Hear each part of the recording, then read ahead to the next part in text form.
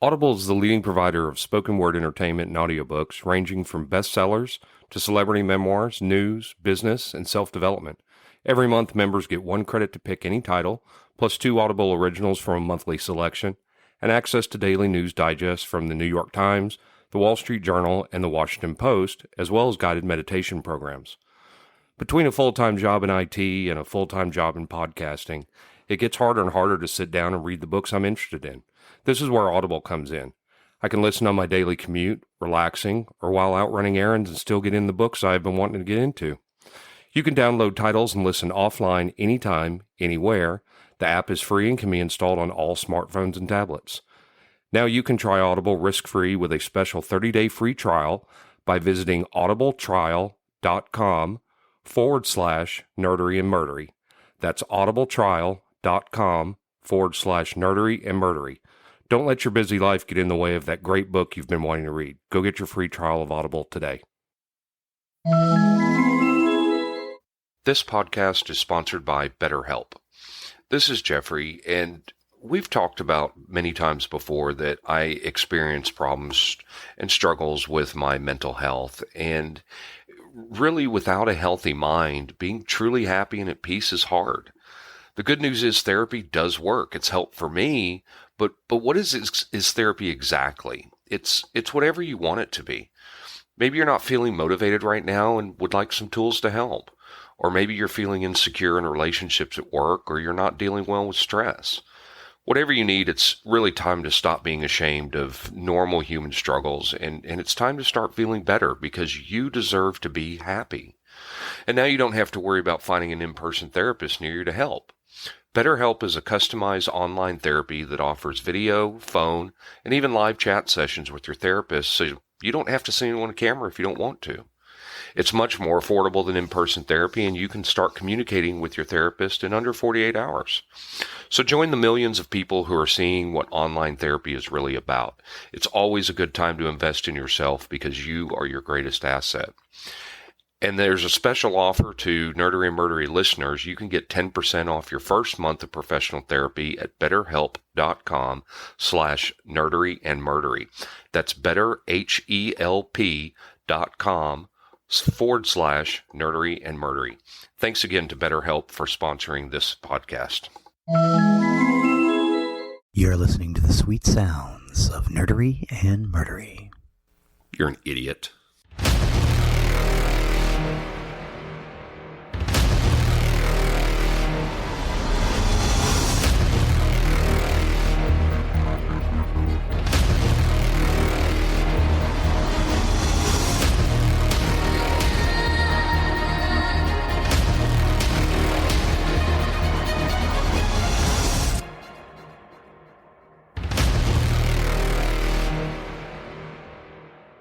Welcome to episode 151 of Nerdery and Murdery. Big 151. I'm Zig with your Nerdery. And I'm Geoffrey with your Murdery. Welcome to another week of the highs and lows, the ups and downs, the good and the bad, and the nerd and the murd. Man, I think I slept wrong. I'm sore. Sore? Yeah, I've got a crick in my upper back, lower neck. Jeez. Sure it's not from golf swinging? No, well, maybe. I don't know. We played 15 holes, 14 holes yesterday. Wow. For the wind just got to be too much. Yeah, it's real windy up here. It's very windy. I mean, we've got huge wind gusts. I'm hoping it's going to lighten up a little bit this afternoon. It's getting warm. So hopefully I get to play again a little bit later, but I hope the wind is down. The wind just, I don't know. Sometimes it kills me because, I try to play the wind, and sometimes I hit these balls that the wind just does nothing to it. I mean, the wind is gusting 25 miles an hour to the left. And it doesn't catch it. No, and so I hit into the right so I can make it force it left, and then I just cut right through it. It gets maddening sometimes. It's a maddening game. It's a very frustrating game. Yes. I went to Sam's yesterday, and it drives me insane. I think I've talked about this before, that I've seen this, but saw it yesterday. I pulled into an empty parking spot, which was right next to the cart stall. and Yes. sitting in the spot was a cart. And it's next to the cart stall. Yes, and it's like, people, are you really this lazy? You can't move it a couple of feet over to the cart stall. That drives me batty. It Oh drives my me God. absolutely It batty. would be easier to put it in the cart stall than it would be dead center in a parking spot. Right, because they got to move it to the front of their car, and Yeah. I don't know. I just don't. I don't understand people sometimes, and I see it. I see it so much. It drives me batty. Drives me batty. Almost done with the Fallout show. Got 2 episodes to go. God, it's been so good. Yeah, it is. The music that they pulled from the game has been great. The Easter eggs that have been in it have been absolutely great. They have already greenlit season 2. And I mean, and it's bolstered the Fallout franchise because they have record numbers of people playing now, which is so funny. I see videos of Fallout all over Facebook now and everything, and it's like, people, this has been out for a long time. Yeah, it's been out for a while, man. It's a great game. It's a fun game. But the show, I thought they've done so well. I've really enjoyed it. The show just makes me happy. Yeah. Makes me so happy. It's great, and they play it all up. Everything is jingoistic, and it is the game. Yes. Or all the stuff from the past, from 2077? 2077? 2077 is when the bombs dropped, if I remember right. The first time.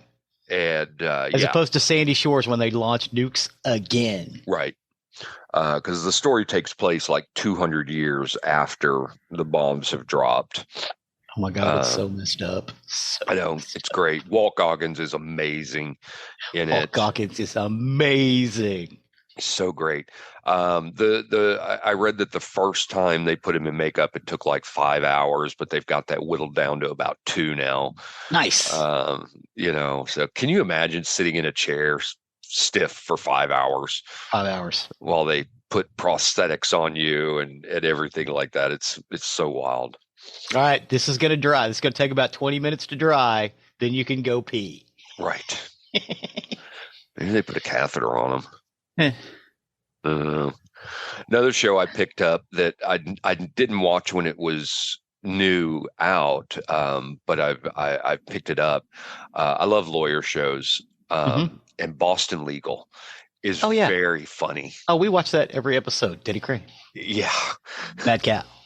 I'm in season 4 of it. There's 5 seasons total, but I've so enjoyed it. It's been so great. I mean, James Spader, basically, you could almost believe that Alan Shore in the TV series is really Stefan from.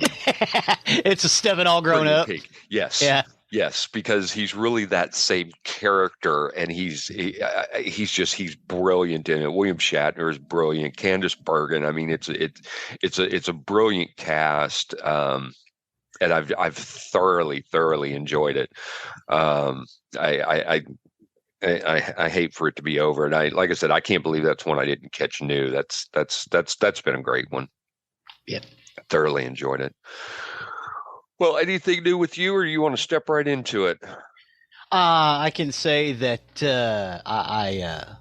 we've kind of redone some of the house, so the little laundry area, which is where I am now, is kind of becoming the new nerd area. So I can record and quiet, and you can't see it now, but there's stuff all over the walls now, all my toys and stuff put up. I got my laser disc working, and last night I played like 4 hours worth of Masters of Orion, and it was awesome. Really?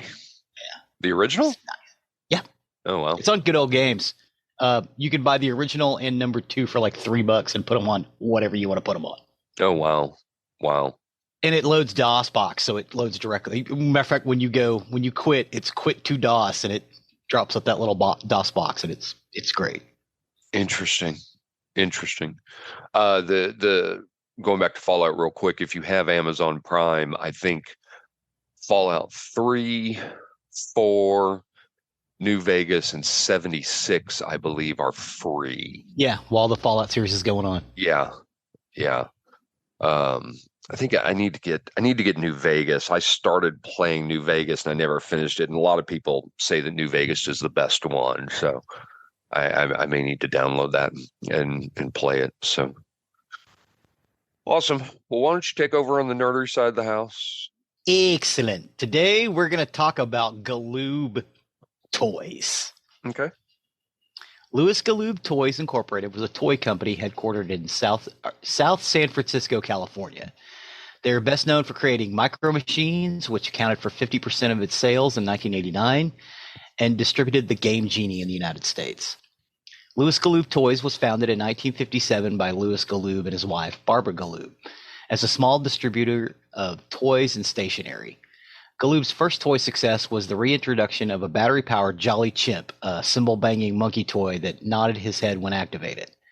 The company was incorporated in 1968.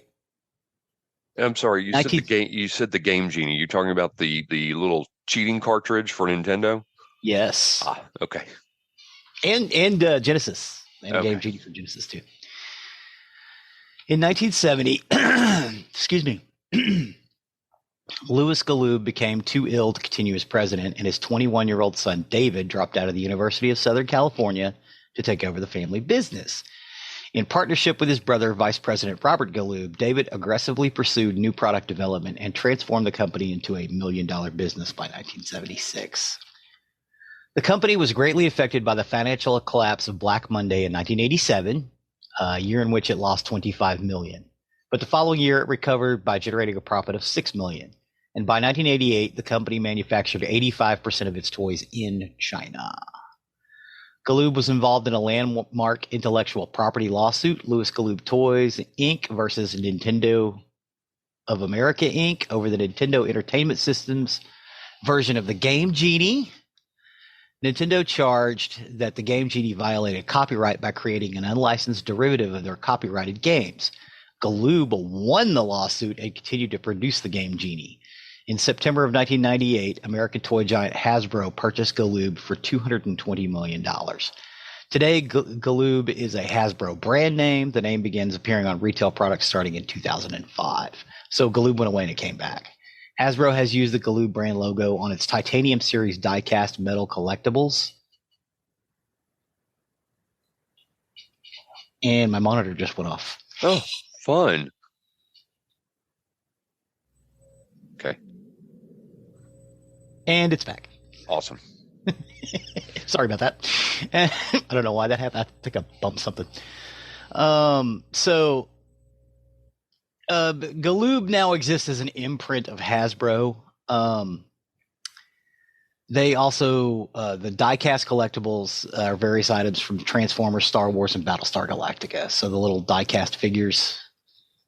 Some of the things that they did that were pretty big were Aliens, the A-Team, the Adventures of the Galaxy Rangers, which were not released in America, the Animal 4x4, Anastasia toys from the 1997 film, Army Gear, Baby Buddies, Babyface.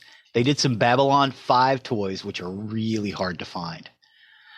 Battle Squad's military action figures, Beat Street, Black Star, which is the Black Star cartoon. Yeah, cartoon series. Like 2 years after the cartoon went off the air. But what was amazing is when they came out with the figures, they brought the cartoon back for a season or two. Biker Mice from Mars, Bouncing Babies, Chrysler. So I'm assuming, Chrysler toys. Cutie Club, Defenders of the Earth, Dinosaurs, Dozy Doll, Dragonflies, Fancy Sounds, The Game Genie, the Garbage Pail Kid TV series toys. Oh, wow. Yeah. Ghostbusters from the 1984 film. Go Monkey Go, which I believe is the clapping monkey. And I can't talk about that without doing this. Sorry. Golden Girls toys. Golden Girls. I know.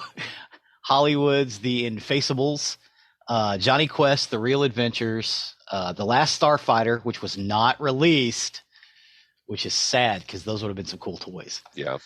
Lost and Found, Magic Diapers, Macro Machines, Micro Machines, the Titanium Series Micro Machine, Transformers in conjunction with Hasbro, Mighty Morphin Power Rangers, Mr. Game Show, Married with Children, Marvel Comics, Men in Black, Mutant League, Peugeot, Peeper Pals, Pal Puppies, Power Machines, Punky. You know what? There's a lot. And World Championship Wrestling. That was a big one. Jeez. And Star Trek The Next Generation toys were Galoob.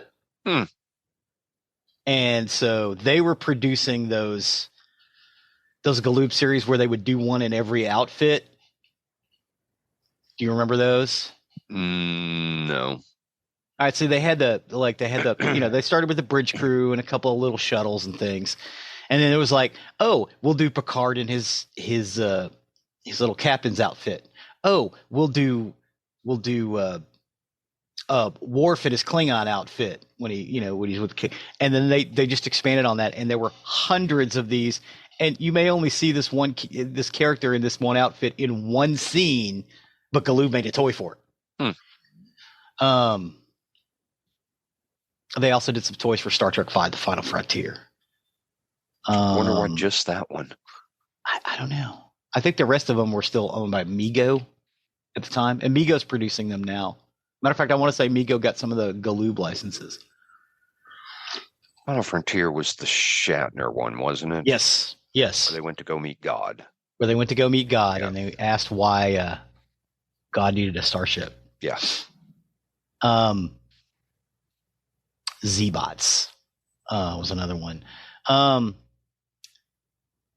The thing that they were most known for, other than the Star Trek toys, the Babylon 5 stuff, was Micro Machines. Micro Machines were these tiny little cars.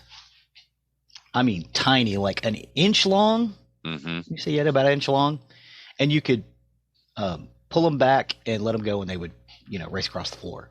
In some cases, you couldn't pull them back; they just rolled. But they were these tiny little cars, and they made millions of them. I mean, thousands of different models. Cars, trucks, trains, emergency vehicles, tanks, boats, airplanes, helicopters, and motorcycles.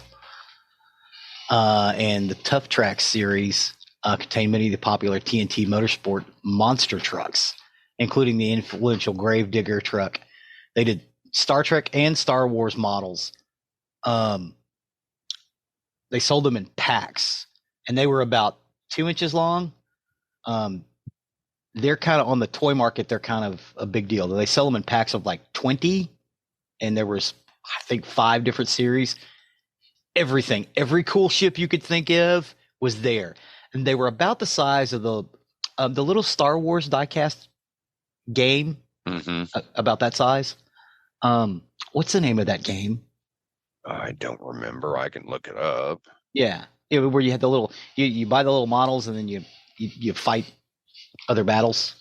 Oh, X-Wing. Yes, X-Wing. Yeah, about that size. Of course, they did capital ships and little fighter ships as well. They also did Babylon 5, a bunch of stories, toys like that. They did some Power Rangers Micro Machines, Men in Black, and James Bond and Indiana Jones, which I thought was odd, but like you could buy the old plane. After being bought by Hasbro, Winner's Circle, NASCAR, and G.I. Joe themed cars and playsets were also added. While the Micro Machines collection is known primarily for sizing down automobiles, it has also featured several playsets, including the 1991's fold-out Super Van City. Licensed products would often be fold-open heads, including miniature characters and vehicles interactive with their playset environments. Micro Machines also utilizes several diverse features such as color-changing cars and privatized vehicles that even allow one to peek inside and view an illustration of the contents. The open heads design, Kim has some of those. It's like a Darth Vader, and you open it up, and there's little figures and like a TIE fighter bay. Those are really cool, but very, very tiny, very intricate. One of the many Micro Machine product lines was the Inside series, incredibly popular in the late 80s and early 90s. The Insider series featured a small vehicle inside the standard size Micro Machine. I remember those. Yeah, the body and chassis of the larger vehicle connected via a hinge, opening the larger, revealing the smaller, which was generally a different model of car. I did not realize that. Micro Machines also released special presidential limousine series, which included President Harry Truman's 1950 Lincoln Cosmopolitan bubble top limousine, President Kennedy's Lincoln Continental, or the X100 convertible limousine, and President Carter's 1977 Lincoln Town Car, which featured the series, was done in 1988. I could tell you that Kennedy's Lincoln, after they got it to the shop and cleaned it up, LBJ continued to use it. So did Nixon. For 3 to 4 years, Micro Machine was the largest selling toy car line in the U.S. with a total dollar sale exceeding the combined sales of the next top selling lines. That's Hot Wheels, Matchbox, and Majorette. So Micro Machines sold better than all of those three together. It did have a well-known advertising campaign in the 80s involving fast talker John Mosquito Jr. The commercials featured pitches in his trademark speedy style and ended with the slogan, "If it doesn't say Micro Machines, it's not the real thing." I wanted to do one of those for the Stabs, but I can't. I can't do what he does. The guy talks really fast, but it's also very clear. You can understand everything he says. And that was his shtick as a pitch man. And he did those Micro Machines.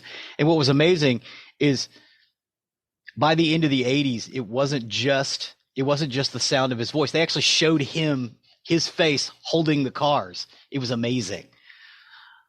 In the 1990s, transforming playsets were released. Some could transform from one playset to another, such as the factory to a test track, and others could transform from giant vehicles to playsets, such as 6x6 to a jungle. Earlier releases included models that could transform from a toolbox to a city. Another innovative release was a line of special boats in the 1990s. While past boats had merely sunk and were not intended for water use, these new sets could actually float. So they actually made floatable little boats. I bet lots of kids lost their boats on those ponds all around the country. Oh, hey, look, my boat floats. Oh, hey, it's gone. Because, it's only 2 inches long. When sold to Hasbro, the basic line was largely discontinued and new packaging of the toys did not catch on. In 2006, the brand name was visible only in the detail panels of the Star Wars and Transformer Titanium series diecast vehicles and figures. And some of those are really, really nice. The thing about the Micro Machines is, even though they were very, very small, they were very, very detailed. And they were diecast, so metal. And they're really kind of tough. I mean, it was kind of hard to break them, like a Matchbox car or Hot Wheels, but smaller.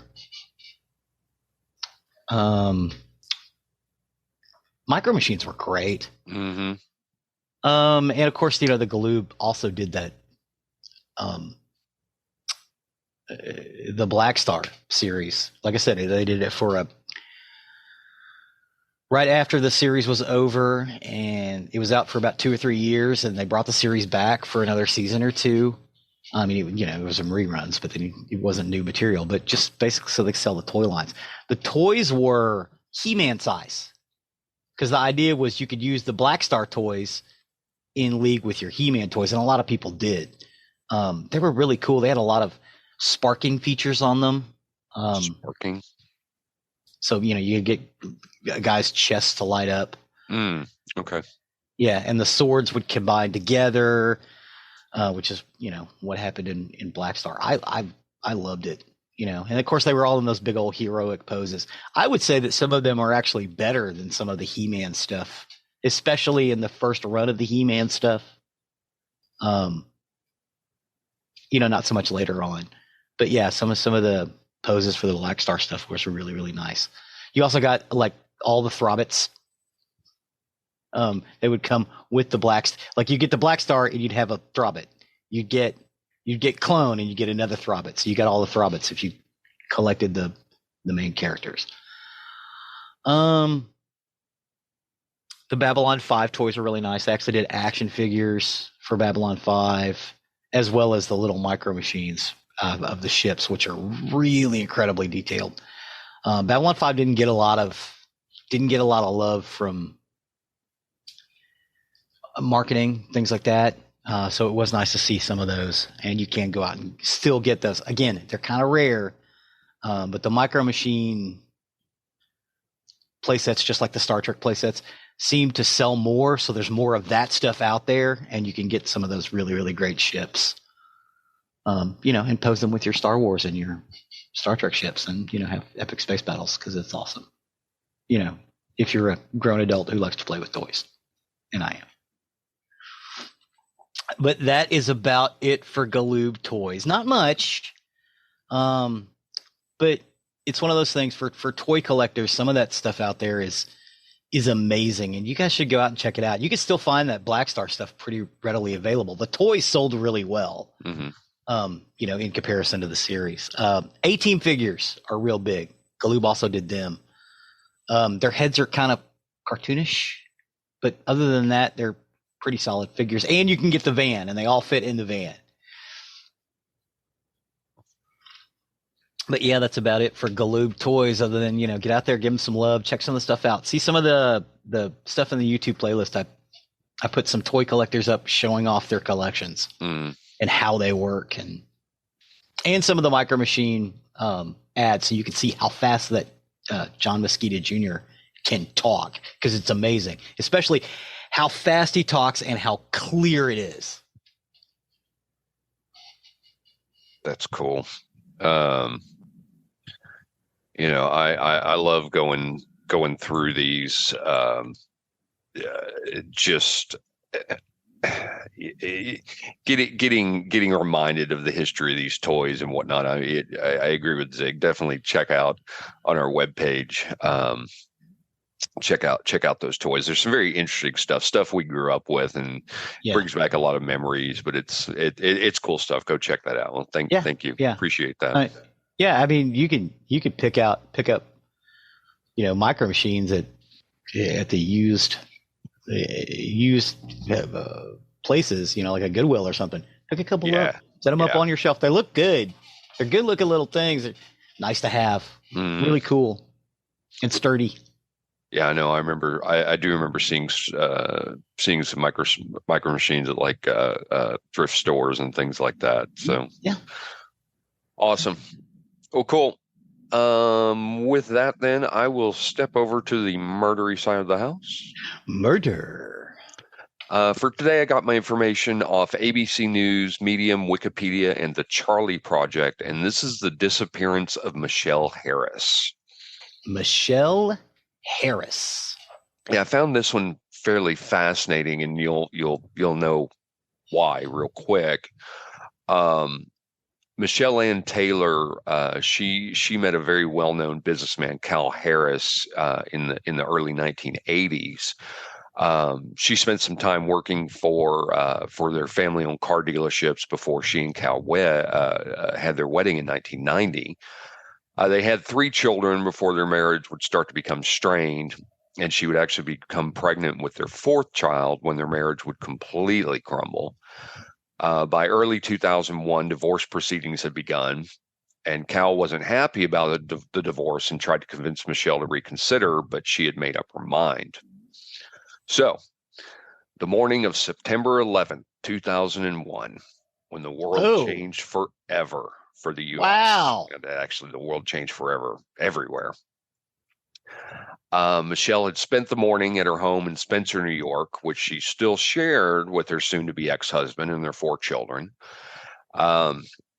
She worked at a restaurant named Lefty's Restaurant. She left for work that afternoon to go there. After work, she had a couple of drinks with friends and then visited with her boyfriend, Brian, who she'd become seeing in the next town over. So divorce proceedings were going on, but she already had a boyfriend. Okay. Brian. Michelle left his house just after 11 p.m., telling him she was heading home. It had been a really long day for her. She was very emotional over what happened that day, especially, being so close to New York City. Imagine she could probably see the smoke. The next morning, Cal woke up and realized Michelle hadn't come home the night before. He called their nanny and housekeeper to see if she could come over that morning and help get the kids off to school. She said she'd be there as soon as possible. And when she arrived at the Harris estate, she found Michelle's gold minivan parked at the end of the driveway, but there were no signs of Michelle. She drove up to the house and told Cal, and shortly authorities were notified because Michelle had just disappeared. She parked her van in the driveway and she was gone. Her van was parked in the driveway. I never said she parked her van in the driveway. Okay. All right. That's fair. I think that's a good detail point there. Her van was parked in the driveway and she was nowhere to be seen. Yes. Okay. So Michelle Taylor was born on September 29th, 1965 in New York, where she would also grow up and attend college. Again, in the early 80s, she had met prominent local businessman Cal Harris. He had come from a well-known family in Owego, New York, known for owning several car dealerships. In 1990, they would marry. Soon after they married, they would have children. Yes, sir. Car dealerships in the 80s? Mm-hmm. I bet he's mobbed up. Don't I'm know. sorry. Please continue. Don't know. In 1991, the marriage started to fail when Michelle discovered, while she was pregnant with their youngest child, that Cal had been having an affair with another clerk at one of the car lots. He justified this affair on the grounds she was not keeping the house clean enough. Yeah. When she confronted him, he promised to end it, but as she later learned, he didn't. He rekindled it on a vacation trip to Barbados. They lived on a 252-acre estate in Spencer, New York, and for a while things were okay until they just weren't. Many allegations have flown around about this time in Cal and Michelle's marriage, but each would be accused of having an affair, maybe multiple affairs. By the time Michelle was pregnant with their fourth child, things were extremely rocky. They had begun fighting constantly. After her son was born in October 2000, she stopped sharing a bed with her husband and began sleeping on a couch in the home. A month later at a bar, she met Brian Early, who was a younger man visiting the area of Philadelphia, where he worked as a surveyor. Soon the two of them were having discreet meetings in the Poconos of nearby northeastern Pennsylvania. They used phone cards when they called each other so that the caller ID would display as a random jumble of numbers in order to keep the relationship secret from Cal and their children. Again, by early 2001, divorce proceedings had begun, and they had 4 children and a substantial number of assets to comb through. The next several months would be very cumbersome with attorney meetings and court filings, and during the first half of the year, Cal repeatedly told Michelle he would not let her divorce him. 200 acres in upstate New York? 250. That's not cheap. No. Barb Thayer, the couple's nanny, recalls hearing frequent loud arguments. Cal tried to get Michelle's family to talk her out of the divorce, believing she had been influenced by the people she was increasingly associating with, and claimed she might even be using drugs. Michelle told her sisters at one point that in March, Cal told her during an argument that he would not need a gun to kill her and the police would never be able to find her body. She also let her hairdresser overhear Cal threaten to kill her and make her disappear over the phone in July. The court did order Michelle and Cal to continue sharing the home, which they lived with their children, which they did.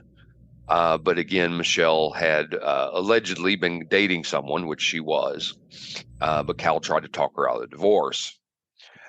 During this time, Cal was giving Michelle $400 a week. And to help make ends meet, Michelle also got a job at a restaurant in town, which we talked about earlier, which was Lefty's. Mm-hmm. Their relationship did become violent a few times, and Michelle would end up getting a restraining order against Cal. But even though they were, she get a restraining order. The judge ordered them to share the house. Well, in that I'm not really clear on. It's really weird because they were supposed to remain living together. But Cal was told by the court he was supposed to leave Michelle alone. And because he allegedly threatened her, he was ordered to remove all the guns from their house. Okay. He did take the guns to a family member's house for safekeeping. So get this one. In early September, Cal, along with his attorney, made a settlement offer to Michelle. He would give her $80,000 a year for spousal and child support, and would give her in 2001. Yeah. Damn. and she would also get sole custody of their 4 children. She thought it over, and Michelle had told her friend she had been planning to take the offer because she was really ready to get on with her life. The beginning of September 2001 brought a lot of changes for Michelle. She decided to go forward with the settlement offer, and they had an appointment at an attorney's office on September 12th. Oh, wow. Michelle was also planning a trip to New York City on September 13 and 14 to visit some friends and, according to some, pawn off some of her jewelry. But again, the morning of September 11, 2001 would change those plans. Yeah, that city shut down. Well, absolutely. I mean, this is the day the World Trade Center was struck by terrorists, and for all of us, the day stood still that day. It's just terrifying day. Michelle spent the morning at home, and she watched the events unfold on TV, as a lot of us did. She knew her upcoming trip to the city wasn't happening, and she was said to be quite emotional over the tragedy. Michelle commented to friends that seeing this tragedy made her realize that her problems were not nearly as big as she thought. It put things in perspective for her, and she wanted to move on with the divorce. She wanted to quit fighting with Cal, and she just wanted to focus on their children. That afternoon, Michelle had a shift at Lefty's. She went to work, and afterwards she stayed to have a drink with a couple of other employees, including the man she was having the secret relationship with, Brian Early. She stayed at his place for a bit after they left, mostly talking about what was happening in New York. And around 11:30 p.m., Michelle told him she was going to head home. The next morning, Cal woke up for work as usual, noticed Michelle wasn't there. We talked about that. Mm-hmm. Again, he called his housekeeper and nanny, Barb, and asked if she could come over to help with the kids. Barb had other engagements. She canceled them that morning and headed to the house. As she approached the estate in Spencer, she again noticed Michelle's minivan parked on the side of the road near their long driveway. She stopped. Oh, it wasn't in the driveway. It was parked on the side of the road. Well, it's kind of a little confusing. I think it may have been kind of in the driveway, but maybe slightly off. But it was near the end of their long driveway. Okay. She did stop to look to wonder if Michelle was inside, but she wasn't. So she continued to drive up the house. She went inside and she called for Michelle, but it was Cal who answered her. Barb figured Michelle was there because of the van at the end. Cal said they better go down and get it. It was later noted that he was very calm and unfazed that her van was where it was. The keys were in the van, but there was no sign of Michelle anywhere. Cal at first said that he had just believed that she was likely with one of her boyfriends, plural. It is unclear who made the official call to the police, but soon Michelle Harris was reported as missing. The family, again, was very well known in town. The police immediately came out to take the missing persons report. However, this was just one day after the September 11th attacks, and a large portion of the police force locally had traveled down to New York City to assist with the rescue, recovery, and help provide security. This is when Cal told authorities that Michelle might have gone off with a boyfriend. The police did interview Brian Early, who was exceptionally cooperative and devastated that they couldn't find Michelle. They had been seeing each other for a while now, and he had moved to the area from Philadelphia specifically to be closer to Michelle. And he had said he had hoped to marry her after her divorce. However, unbeknownst to her best friends, Michelle was having a relationship with a manager at Lefty's, a man named Michael Casper. So she did have multiple boyfriends. Police did interview him, and he was also very cooperative. He said he last saw Michelle around 9:30 p.m. on September 11th when she left the restaurant. Both men took polygraphs and passed, whether you believe polygraphs or not. And authorities have said that while they aren't ruling them out, neither of them were considered a person of interest. As for what they did with Michelle's minivan, it's unclear. Some stories say that Cal had the van cleaned after Michelle's disappearance, but that was said to be not true. Searches of the area turned up no signs of Michelle. A search of the home did uncover a few drops of blood in the garage on the wall and more on the doorway to the house.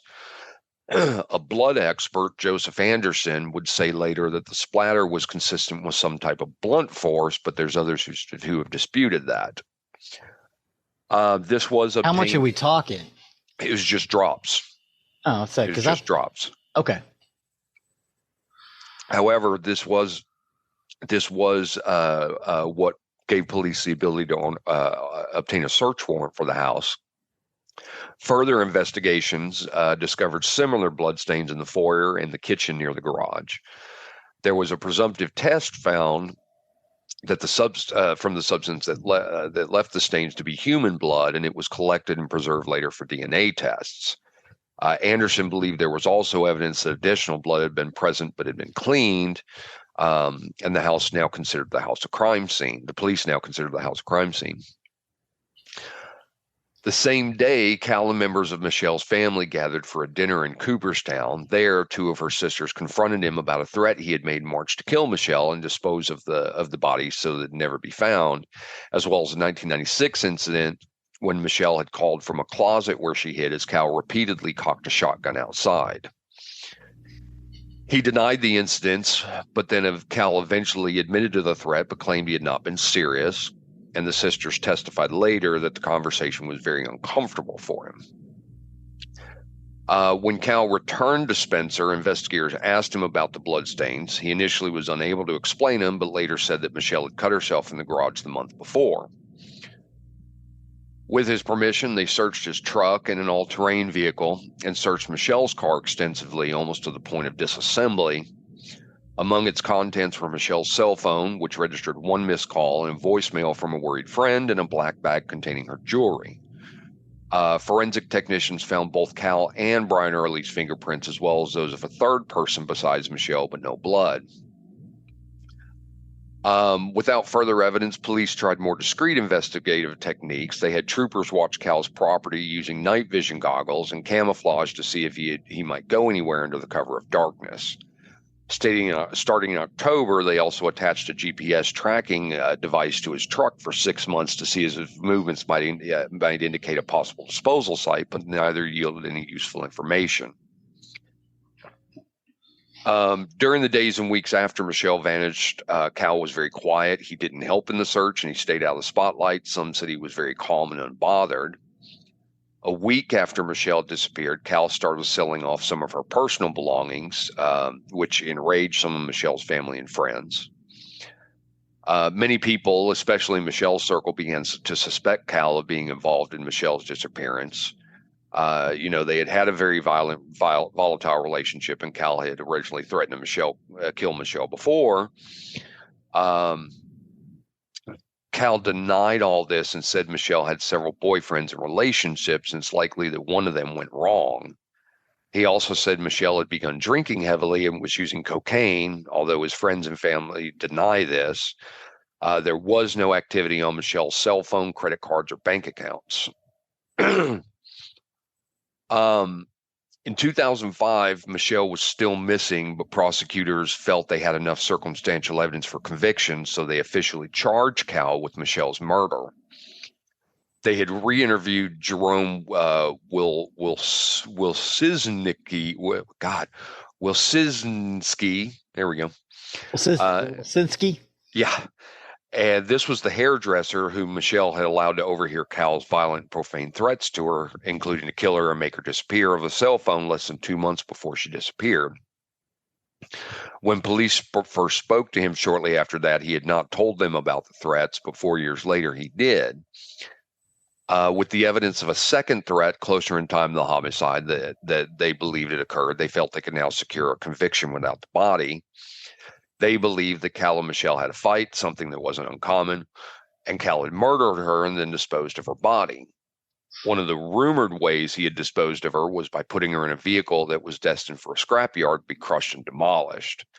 Another theory was that she might be in Empire Lake, which was a lake on the Harris property, on their large property, but searches turned up no new clues.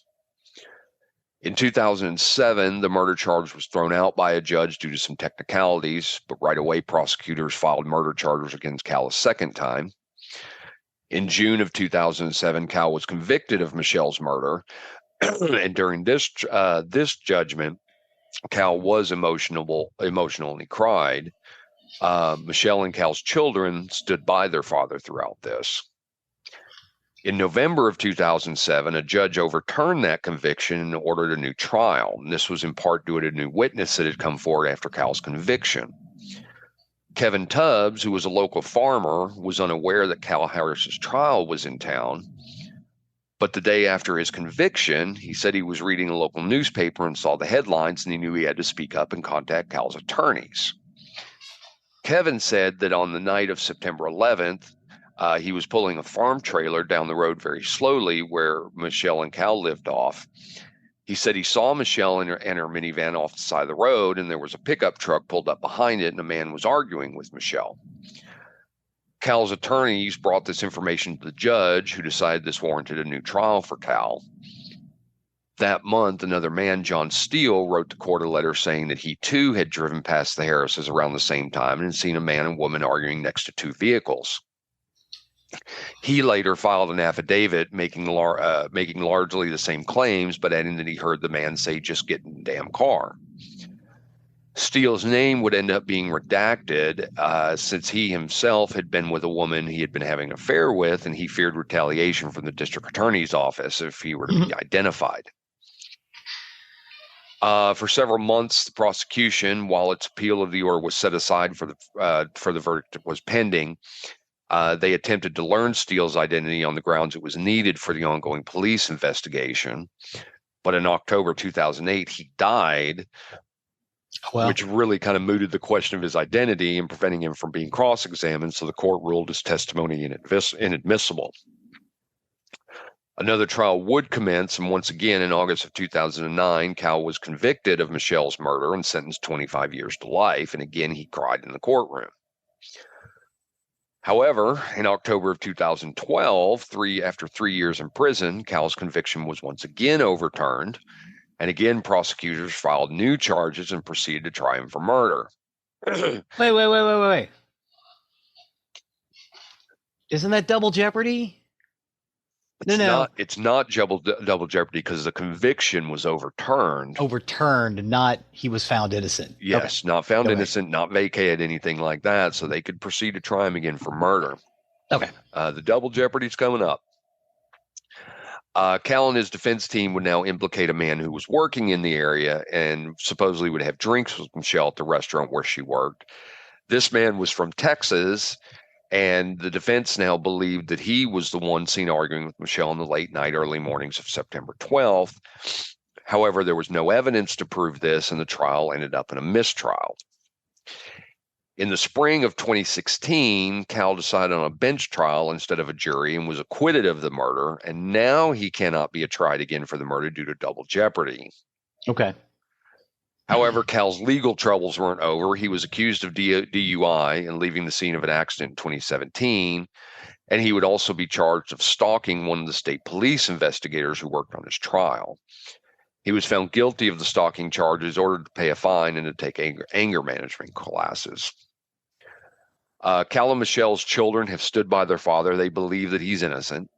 They said they've lost many years with him when he was incarcerated, but they know he didn't kill their mother. Michelle's family wholeheartedly believes that Cal did kill Michelle, and because of this, the children are estranged from Michelle's family. So yeah, I bet that's a weird Thanksgiving. Yeah. So Spencer, New York, it's a small town in upstate New York. It's only got a population of 3,000. Mm-hmm. Spencer is just south of the Finger Lake region of New York and just north of the Pennsylvania border. And this is an exceptionally rural area full of woods, meadows, creeks, and small lakes. We don't think, being from here, we don't think about New York as being very rural. Most of New York is very rural. So. Yeah. Yeah. Oh, absolutely. It looks like East Texas. They had no close neighbors. It's very private. And then behind the home is the Empire Lake, which we talked about, which covers 29 acres. So it's a pretty big lake. The lake was the focus of some intense searching, but nothing was found to lead them to Michelle.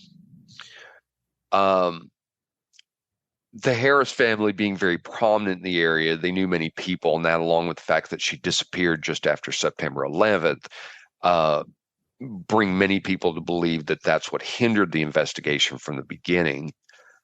Cal and his attorneys say that they received no special treatment. And in fact, they believe that law enforcement unfairly targeted him from the beginning and ignored evidence that might point to other suspects. Once he was acquitted, he did sue the county law enforcement and many others in his case for harassment and malicious prosecution. However, that case is still going on, so we don't know the results at this point. Right on. Over the years, Cal would spend well over $2 million on his defense, but only offered a $10,000 reward for information about Michelle's whereabouts. Interestingly, Michelle did have a diary which she had documented abuse from Cal, and this was not allowed in court. Many people have questioned the validity of Kevin Stubbs' statement. That was the farmer who came forward. Yeah.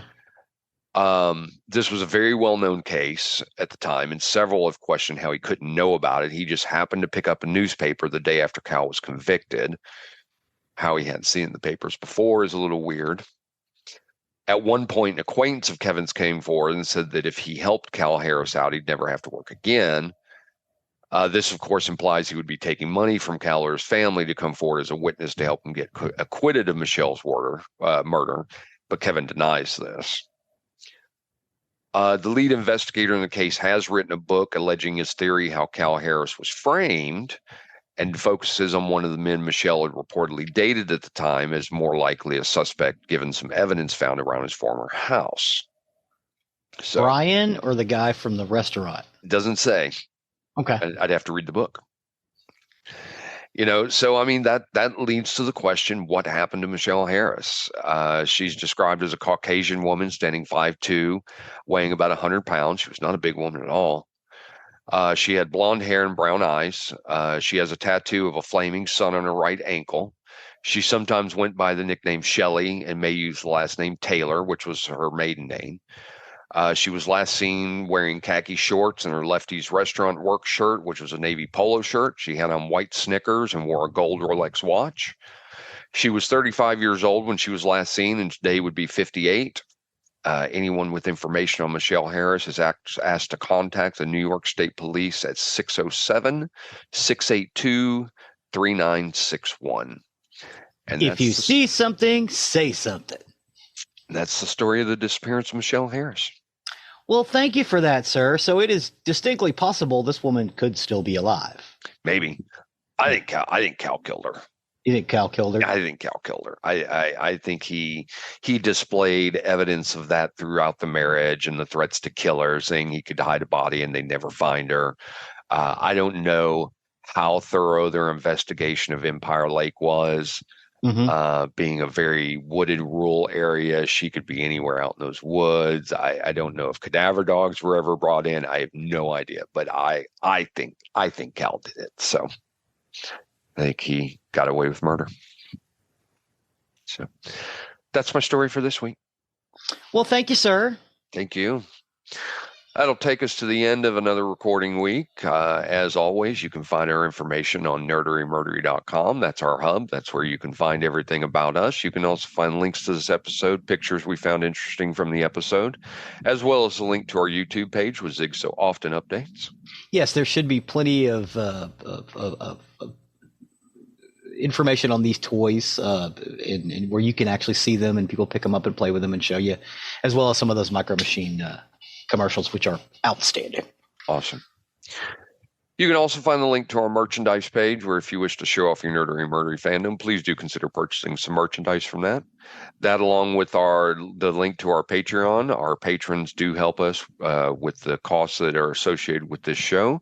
It does cost to keep us on the air, keep broadcasting, and keep sending this wonderful show that y'all also enjoy listening to. So please do consider purchasing some merchandise or becoming a patron to help us out. Please and thank you. Please and thank you. And last but not least, please don't forget to leave a 5-star review wherever you can. It helps us and helps others find our content that may be looking for the topics we discuss. So with that, I have been Zig with your Nerdery. And I'm Geoffrey with your Murdery. Cue the music.